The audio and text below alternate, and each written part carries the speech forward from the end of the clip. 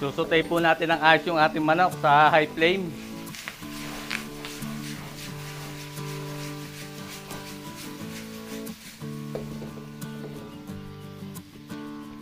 Timplahan po natin, maglagay pa tayo ng konting paminta. Tapos ay patis. Naglagay lang po tayo ng konti pang asin. At depende na po sa panlasa nyo kung gaano ang idadagdag nyo. Pwede po kayo magdagdag ng alat. Pero sa akin po, perfect na perfect. Nilagyan ko lang konting asin. Okay na ho ito.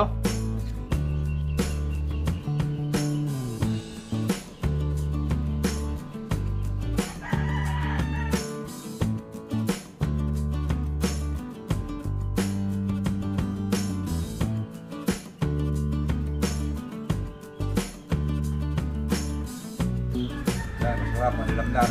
Okay.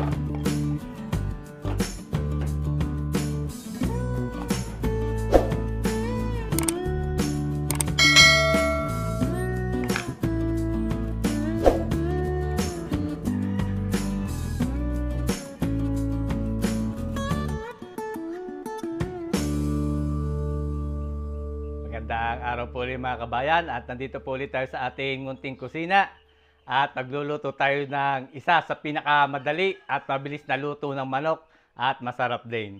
Meron po tayo dito 1 kilong chicken wings. Ayan, chicken wings o pakpak ng manok at magluluto po tayo ng pininyahang manok. Napakadali lang po niyan at nandito po yung ating mga gagamitin. Meron po tayo diyang sibuyas at bawang. Gagamit po tayo ng pinya. Yung nasa lata po yung gagamitin natin. Pero kung meron po kayong sariwang pinya, ay pwede po kayong gumamit ng sariwang pinya. Gagamit po tayo dito ng gatas, evaporated milk, pwede rin po ang fresh milk. Tapos gagamit din po tayo ng bell pepper. Yung hiniwa ko na po ng cubes. Gantong kalalaki. At ito naman yung ating patatas and carrots. At hiniwa ko na rin po yan ng cubes. Ganyang kalalaki. So, umpisahan na po natin at para maluto na natin yung ating pininyahang manok. Unahin po natin itong manok ay gayatin natin. Dahil medyo malaki ay babawasan po natin. Pagdadalawahin natin. Yan. Ganyan. Tatanggalin lang po natin yung parang tinik sa dulo. Tapos ay pagdalawahin natin itong ating wings. Pwede po kayong gumamit na ibang parts ng manok. Ang ginamit ko lang po ay wings.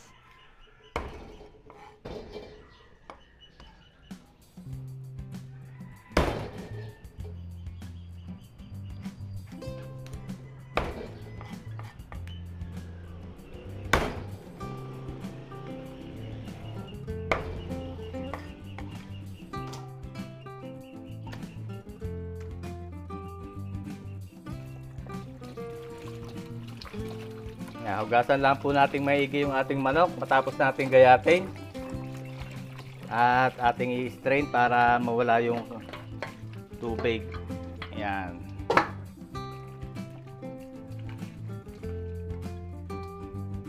Ayan, timplahan po natin yung ating manok. Lagyan tayo ng asin. Asin. At lagyan din natin ng paminta.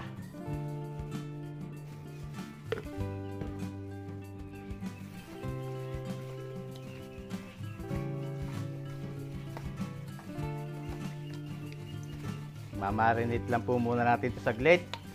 Kahit mga 5 minutes o 3 minutes para matunaw yung asin at lumasa yung paminta na nilagay natin.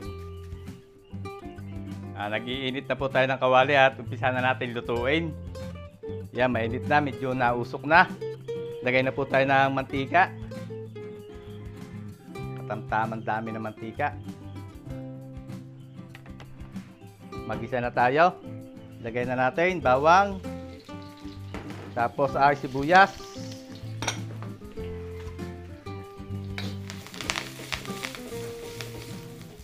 Okay, hulog na po natin ang ating manok.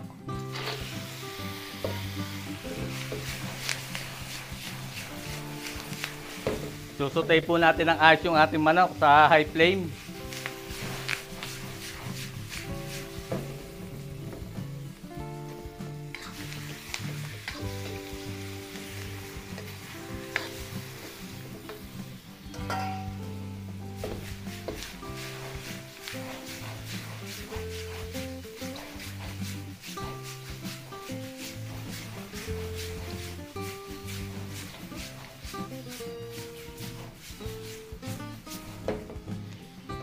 Timplahan po natin, maglagay pa tayo ng konting paminta. Tapos ay patis.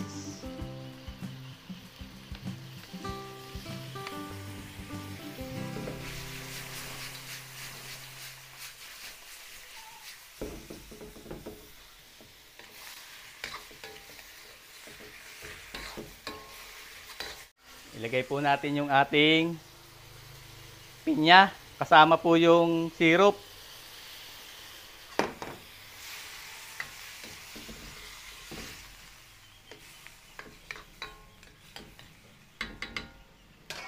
Okay, hinaan po natin ang apoy at takloban po muna natin. Hayaan natin kumulo. At pag kumulo, ilalagay natin yung iba pa nating sangkap.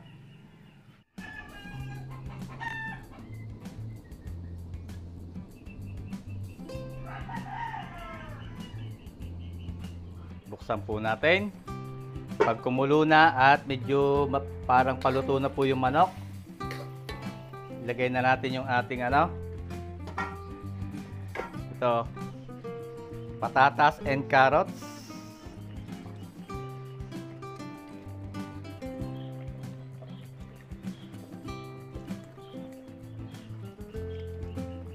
Bali, gumamit po tayo dyan ng 2 patatas na maliit at 1 buong carrots.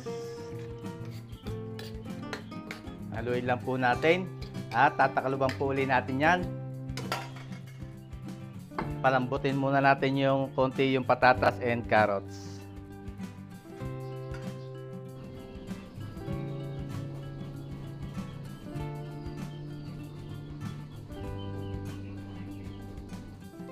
Yan, buksan po ulit natin.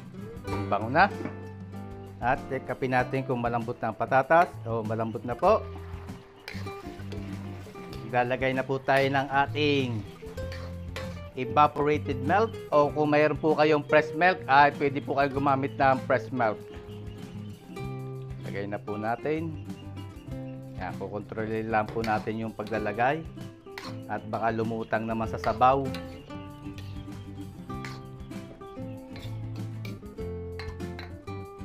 Kunti pa. Ayan. Tapos ilagay na rin po natin yung ating red and green bell pepper. Okay, pakuluin lang po ulit natin yan. Luto-lutuin natin saglit ng ilang pang mga minuto para lumasa yung ating mga huling nilagay na ricado.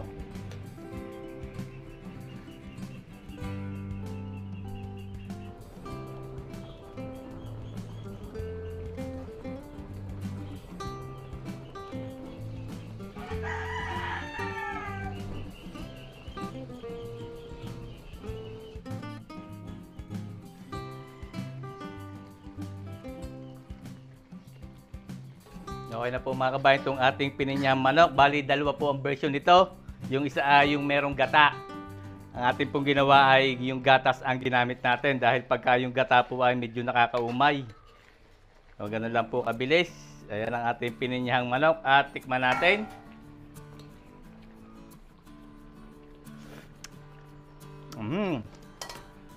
Naglagay lang po tayo ng konti pang asin at depende na po sa panlasa nyo kung gaano ang idadagdag nyo. Pwede po kayo magdagdag ng alat. Pero sa akin po, perfect na perfect. Nilagyan ko lang konting asin. Okay na ho ito. Ating pininyahang manok.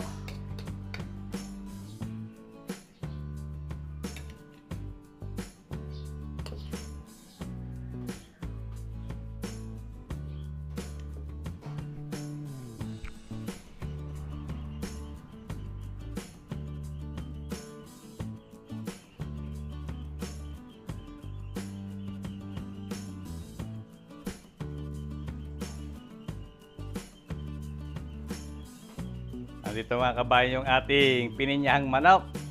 May simple version ng pininyahang manok. So, napakadali lang po at pwede nyo po yung subukan at hindi po ako mapapaya sa inyo. Basta sundin nyo lang po yung ginawa kong proseso. So, ito pong iba ay ihahatid natin sa school. Kaya sa Tupperware natin lalagay. At yun namang iba ay tanghalian natin. Yan, titikman na lang Kuya Ken, oh.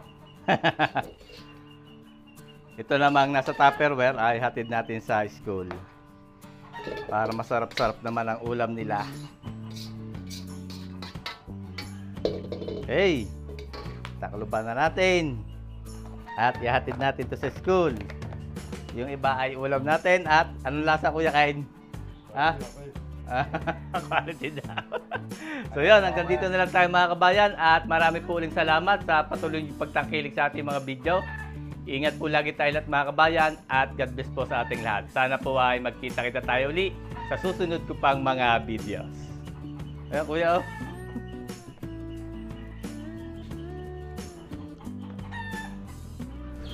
Yan, masarap, manilamnam. Okay.